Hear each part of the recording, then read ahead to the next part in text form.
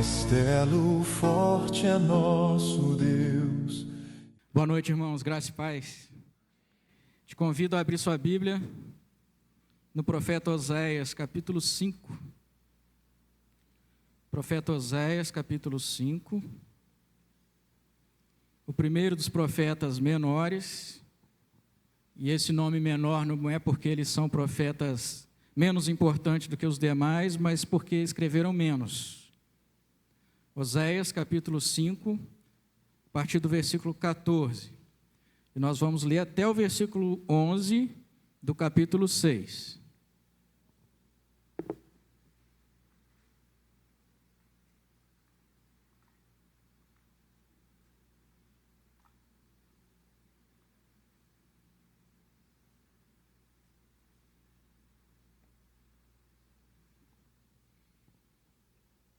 Pastor Marcelo não se encontra nessa noite aqui na nossa igreja, porque está pregando na segunda igreja de primavera, no aniversário da igreja lá.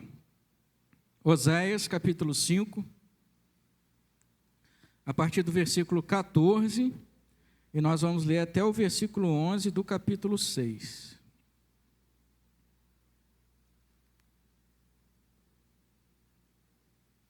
Diz assim a palavra do Senhor: porque para Efraim serei como um leão, e como um leãozinho para a casa de Judá. Eu mesmo os despedaçarei, e ir-me-ei embora. Arrebatá-los-ei, e não haverá quem os livre.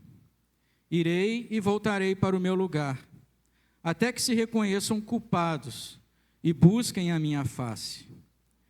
Estando eles angustiados, cedo me buscarão, dizendo: vinde e tornemos para o Senhor, porque Ele nos despedaçou e nos sarará, fez a ferida e a ligará. Depois de 2 dias nos revigorará, ao terceiro dia nos levantará e viveremos diante dEle.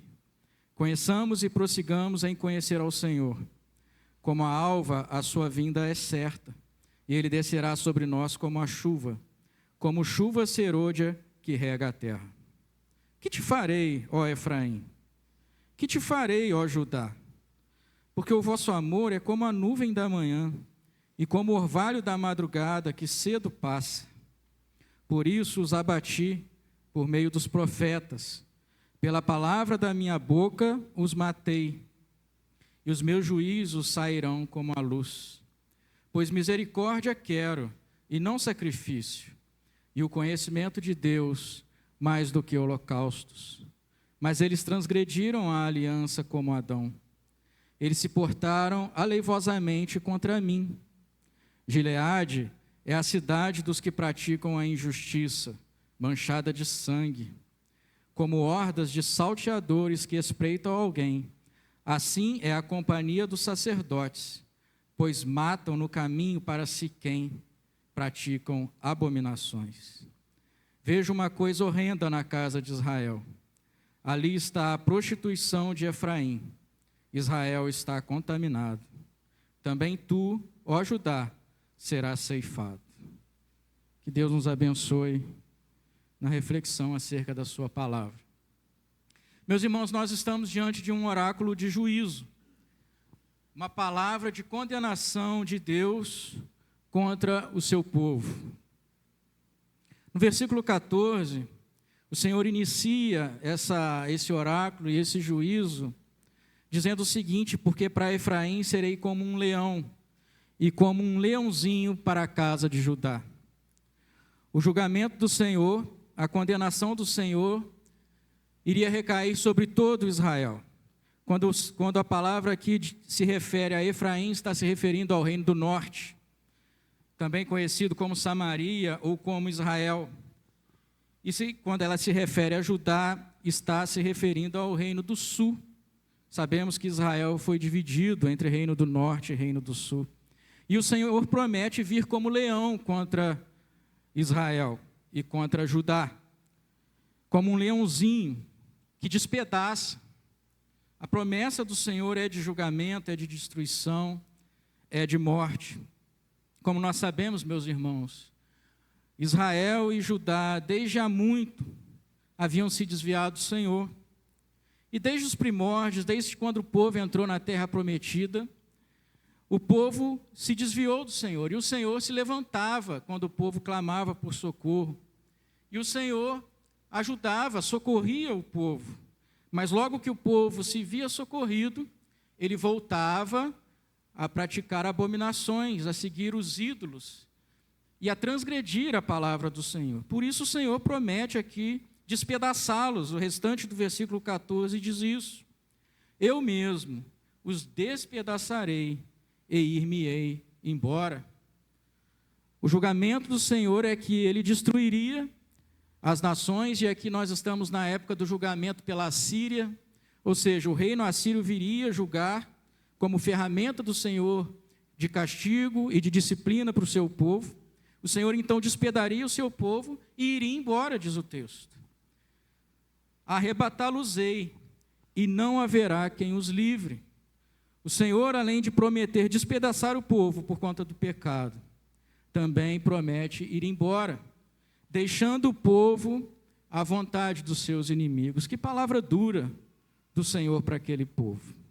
E no versículo 15, o Senhor continua dizendo: eu irei e voltarei para o meu lugar, confirmando que o Senhor iria deixar o povo. Eu vou para o meu lugar e vou abandoná-los, até que, versículo 15, se reconheçam culpados e busquem a minha face. O Senhor iria despedaçar o povo, iria ir embora, até que o povo, na profundidade do seu coração, se reconhecesse culpado e se arrependesse e buscasse a face do Senhor. Mas, como eu já disse, meus irmãos, a história do povo de Deus no passado é uma história de sempre altos e baixos, e muito mais baixos do que altos. O povo fazia e entrava em aliança com Deus, Deus entrava em aliança com o seu povo, Deus abençoava o povo, mas o povo se desviava, iria adorar outros deuses, praticavam a prostituição religiosa, abandonando o seu esposo, o seu senhor, para servirem a outros deuses da terra. E eles então caíam em apuros, que caíam em violência das outras nações, porque o Senhor os abandonava, porque o pecado não pode coexistir com o Senhor. E quando eles se viam oprimidos e aflitos, clamavam ao Senhor, e o Senhor os livrava. E eles prometiam de novo seguir ao Senhor. Mas logo que se viam bem, livres da violência estrangeira, mais uma vez se contaminavam. Abandonavam o Senhor para seguir o seu próprio coração. E o Senhor conhecia o seu povo. E o Senhor parece nesse texto já estar enojado dessas alternâncias seguidas. E o Senhor diz o seguinte, na continuação do versículo 15: estando eles então angustiados, cedo me buscarão. O Senhor já conhecia o povo e sabia que no momento de aflição, no momento de angústia, o povo se voltaria para o Senhor. Por isso o Senhor diz: estando eles angustiados, cedo me buscarão. E o Senhor coloca aqui, a partir do versículo 1 do capítulo 6 até o versículo 3, o que o povo costumava dizer quando se via aflito, quando se via angustiado. Por isso o Senhor diz o seguinte: estando eles angustiados, cedo me buscarão, dizendo. Então aqui o Senhor fala o que o povo costumava dizer quando estava em aflito, procurando voltar ao Senhor. O Senhor diz o seguinte, eles dizem o seguinte: vinde e tornemos para o Senhor, porque Ele nos pedaçou e nos sarará, fez a ferida e a ligará. O povo, quando se via aflito, se voltava para o Senhor e confiava que o Senhor iria socorrê-lo, até porque o Senhor, misericordioso que só, muitas vezes socorreu o seu povo. E o povo dizia então isso: vamos retornar ao Senhor, porque Ele nos despedaçou e Ele nos ligará. E no versículo 2, o povo continuava dizendo: depois de 2 dias nos revigorará, e ao 3º dia nos levantará, e viveremos diante dele. Veja como esse povo se achega ao Senhor. Eles viviam uma vida de pecado, e quando o aperto vinha, eles se voltavam ao Senhor e criam que em 3 dias Deus viria socorrê-los. depois de 2 dias, ele vai vir e vai nos revigorar. E ao 3º dia nos levantará. E viveremos diante dele, ficaremos livres da aflição. E no versículo 3, o povo continuava dizendo: conheçamos e prossigamos em conhecer ao Senhor. Ou seja, o povo conclamava uns aos outros para que pudessem conhecer e continuar conhecendo ao Senhor. E conhecer aqui não é simplesmente conhecer algo a respeito de Deus, mas conhecer na Bíblia é estar num relacionamento íntimo, amoroso com alguém. Então o povo prometia amar ao Senhor.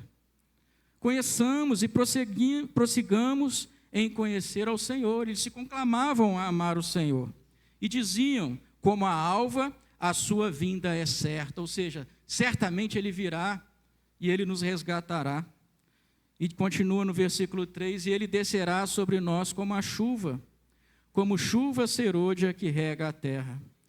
E o povo cria que Deus iria vir os libertar e ainda traria bênçãos maravilhosas. A chuva serôdia é sinal de bênção, de prosperidade. Ou seja, meus irmãos, Deus conhecia o seu povo. E até quando o povo se via aflito, Deus sabia o que eles iriam dizer.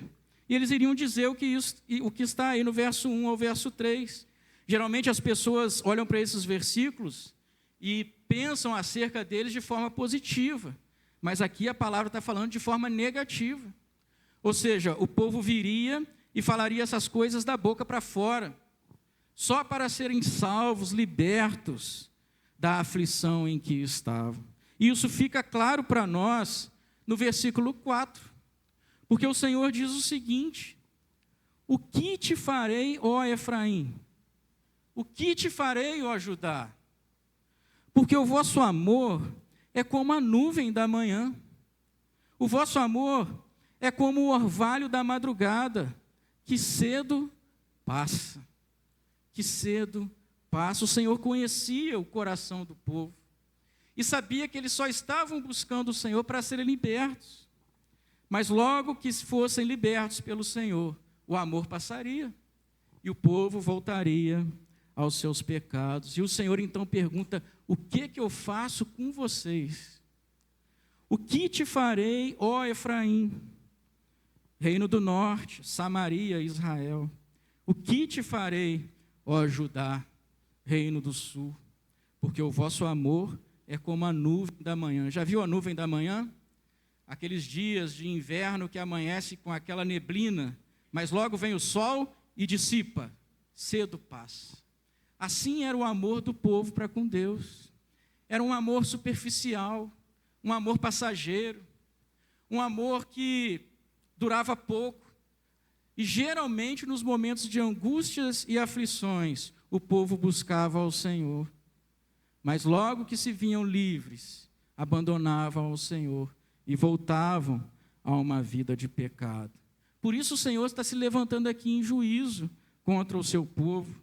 E no versículo 5 ele diz: por isso os abati por meio dos profetas. Porque os profetas, como Oséias, profetizavam a condenação, o juízo pela nação estrangeira.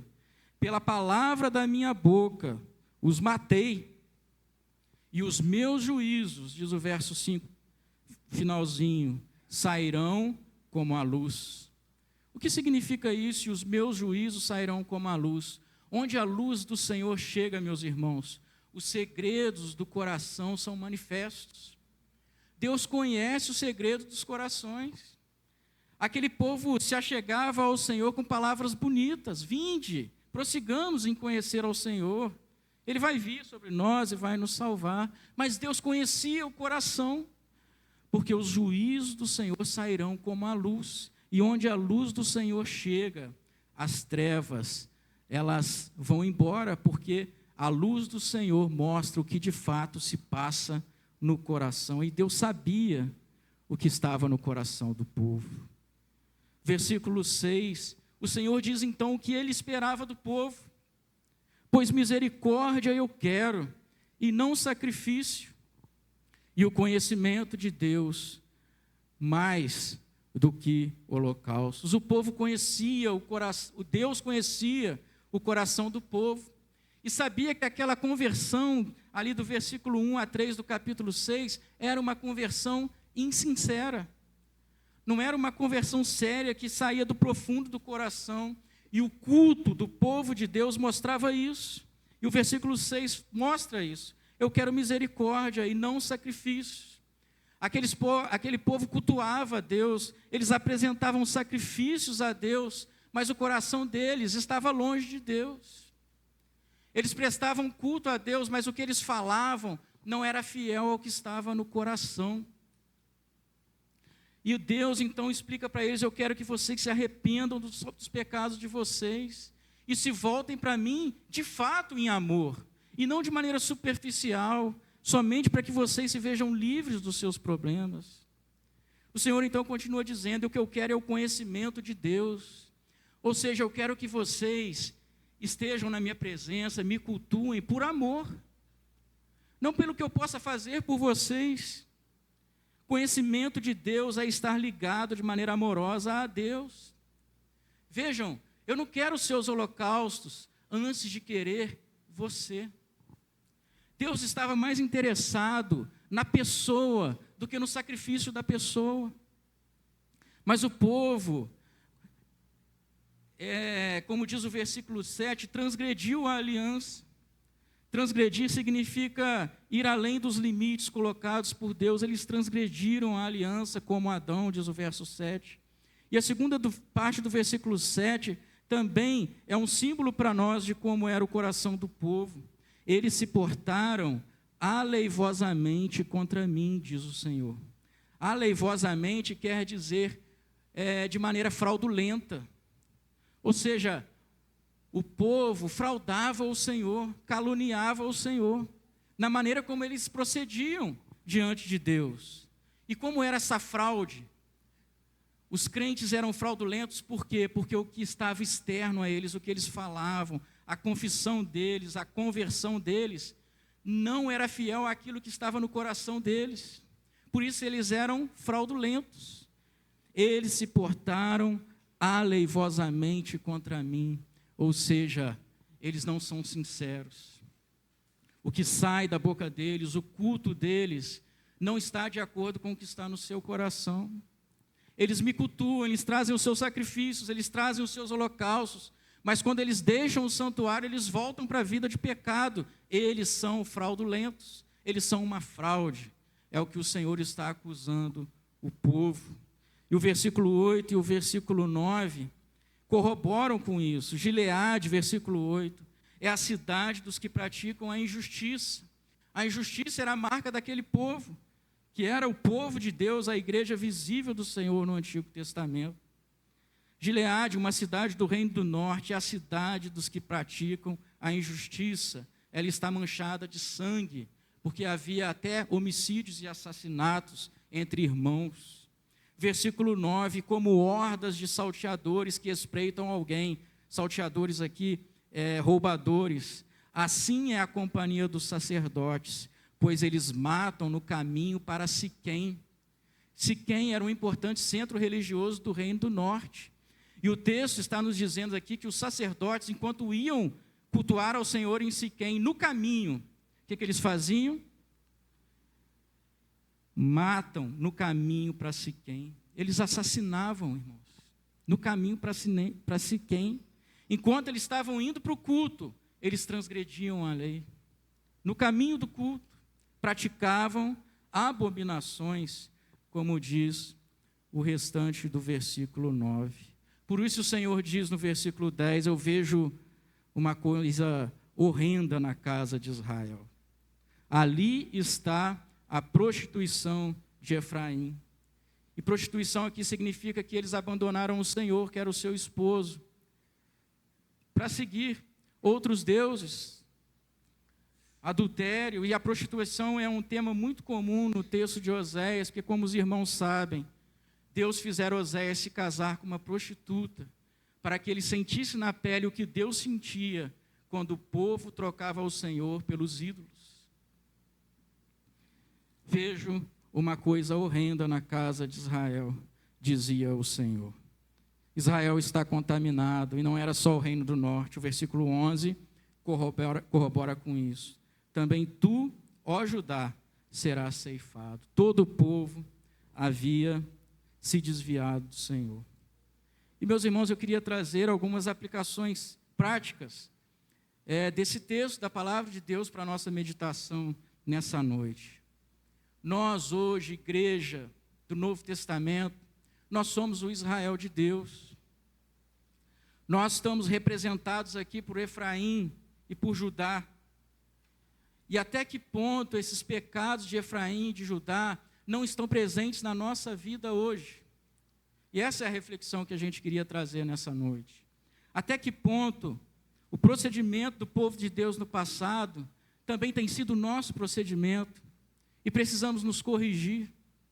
E, em primeiro lugar, o que é trazido para a nossa reflexão nessa noite é até que ponto nós estamos fazendo como Israel, buscando ao Senhor somente quando nós nos vimos aflitos e angustiados.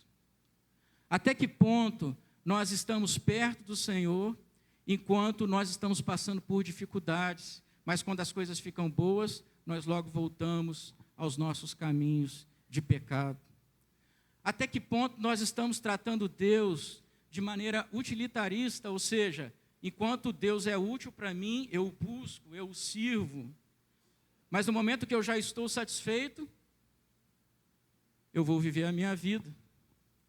Até que ponto, ou melhor, o que tem te motivado a buscar o Senhor? O que tem te motivado a estar na presença de Deus? Você está de fato ligado a Deus em amor? Ou você está servindo a Deus por um momento só porque você quer algo em troca? Assim como fazia Israel. Estando eles angustiados, cedo me buscarão. Precisamos refletir acerca dessas coisas. Como você tem tratado o seu relacionamento com Deus? Você de fato foi alcançado pelo amor de Deus, que morreu na cruz do Calvário para pagar os nossos pecados, nos livrar da condenação eterna, e por conta desse amor você o serve por amor? Ou você tem servido a Deus de maneira utilitarista, você só serve a Deus por aquilo que Ele pode te dar, por aquele livramento que Ele pode trazer a você? O que tem movido o seu coração? Precisamos refletir acerca dessas coisas. E se você tem servido o Senhor só nos momentos difíceis, se você tem buscado o Senhor só nos momentos de aflição, de angústia, de doenças, de dificuldades financeiras, reveja a sua vida. Mude o seu procedimento, porque essa não é a motivação que Deus requer de nós. Deus requer de nós uma conversão sincera por inteiro.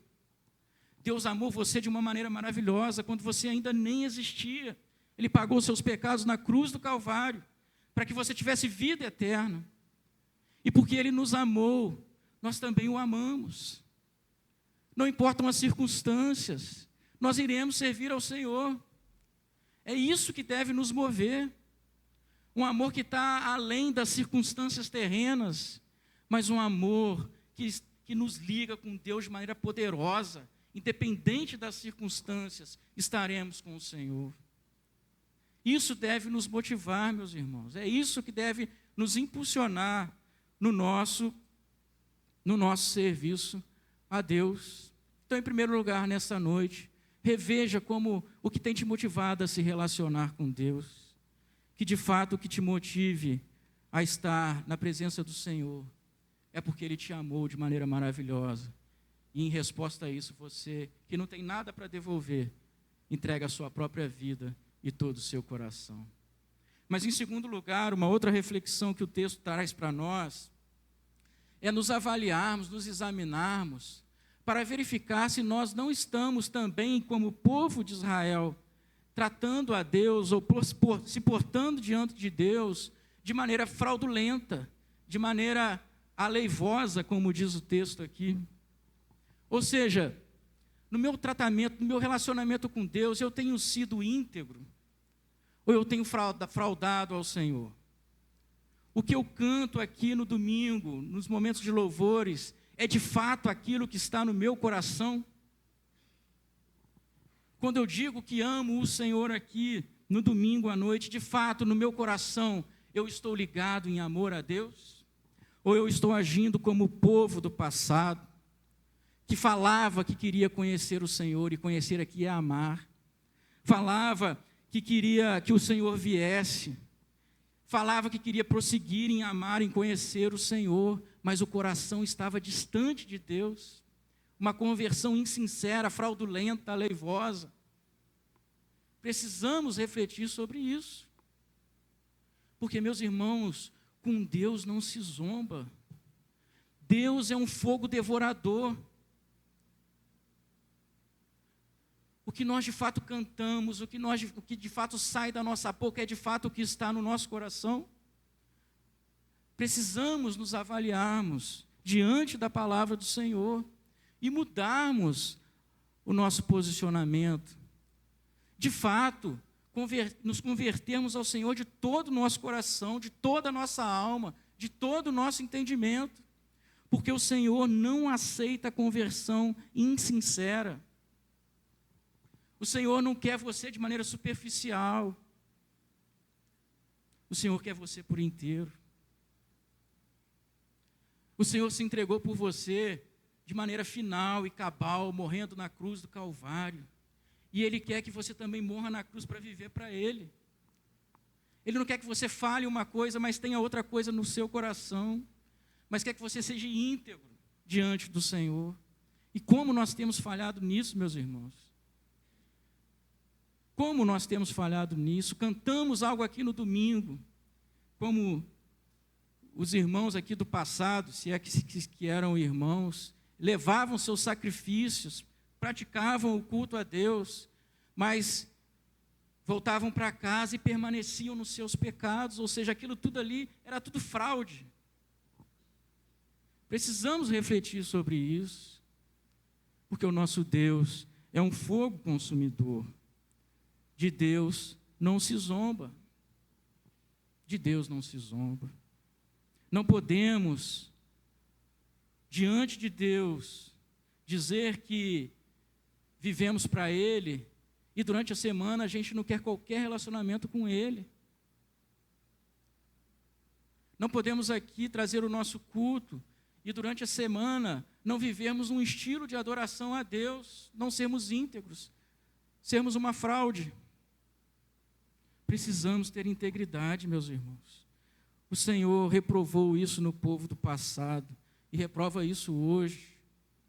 Precisamos avaliar isso. E em terceiro lugar e último ponto de reflexão que a palavra de Deus traz para nós nessa noite, é nós sermos convidados a viver uma vida cristã mais madura, sermos mais maduros e constantes na presença do Senhor. A imaturidade revela uma vida cristã de altos e baixos. Ou seja, um dia a pessoa está lá no alto, mas no outro dia ela já se desviou do Senhor. Como vivia o tempo do passado aqui, os crentes do passado, viviam momentos maravilhosos com Deus, eram livrados, mas logo depois de serem livrados, viviam épocas de profunda distância do Senhor. E isso tem sido muito comum nos cristãos modernos, cristãos imaturos, que não têm uma constância na presença de Deus, no relacionamento dele com Deus. Mas no domingo é capaz de cantar coisas maravilhosas e de prometer coisas maravilhosas, mas já durante a semana se esqueceram de tudo que prometeram. Ou seja, é uma vida que oscila muito, uma vida espiritual que oscila muito. Precisamos buscar a maturidade cristã e sermos mais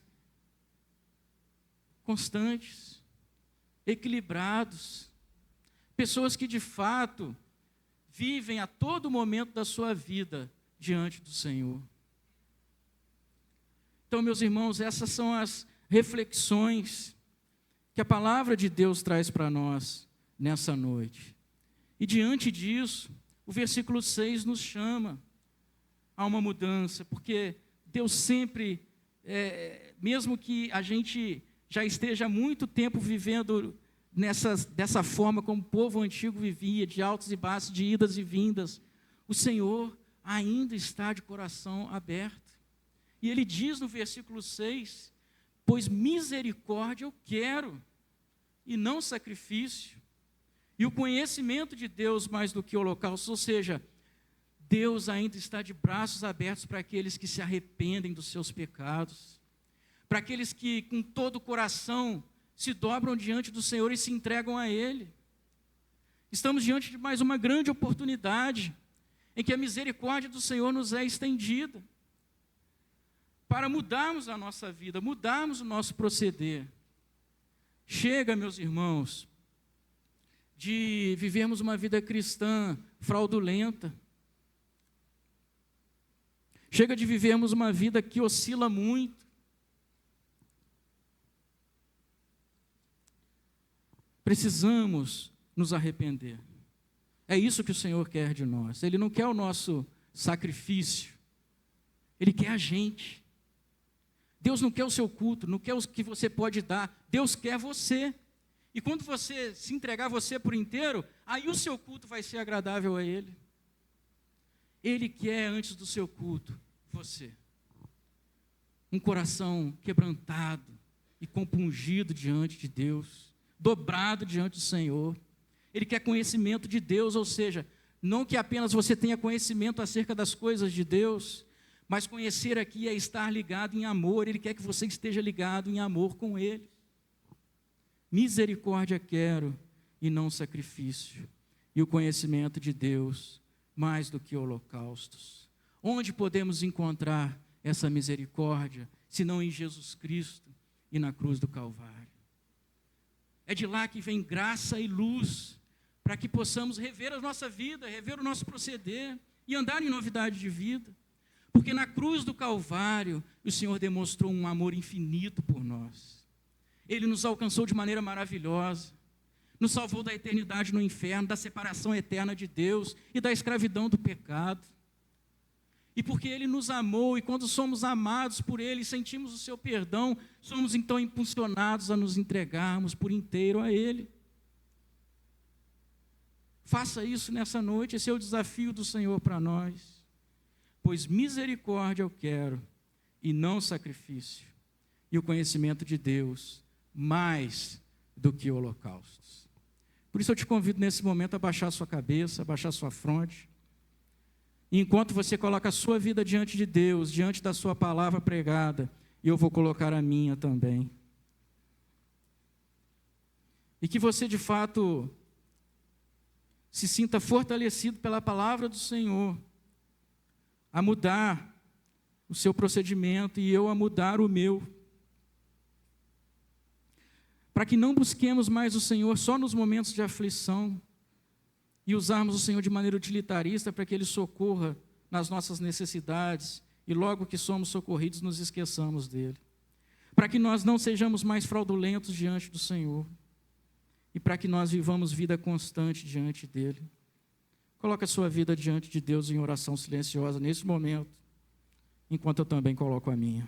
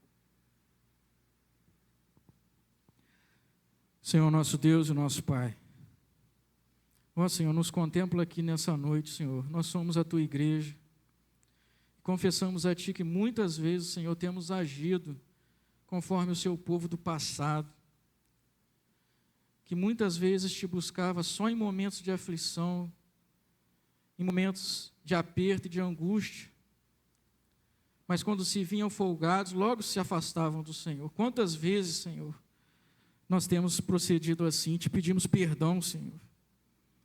E te pedimos, Senhor, que o Senhor possa nos perdoar. E que possamos ter a completa, Senhor, dimensão desse teu perdão, para que possamos também, em resposta a esse perdão, amar o Senhor de todo o nosso coração. Te pedimos, Senhor, a ação do teu Espírito nas nossas vidas, para que não possamos agir do Senhor mais de maneira fraudulenta, mas que aquilo que sai dos nossos lábios, Senhor, seja condizente com aquilo que está no nosso coração. Por isso, Senhor, muda o nosso coração, e então os nossos lábios te louvarão em verdade. Por isso, Senhor, nos ajude a nos entregarmos inteiramente a Ti, para que então o Senhor aceite o nosso culto. Ó Senhor, nos livra de sermos crentes fraudulentos. Tem misericórdia de nós, Senhor. E te pedimos, Senhor, que sejamos mais maduros na fé, que não sejamos mais como crianças, agitados de um lado para o outro, com altos e baixos na vida cristã, mas que sejamos mais constantes diante do Senhor, por meio de uma vida de busca incessante do Senhor. Nos ajuda, Senhor, e nos visita nessa noite, é a nossa oração, em nome de Jesus. Amém.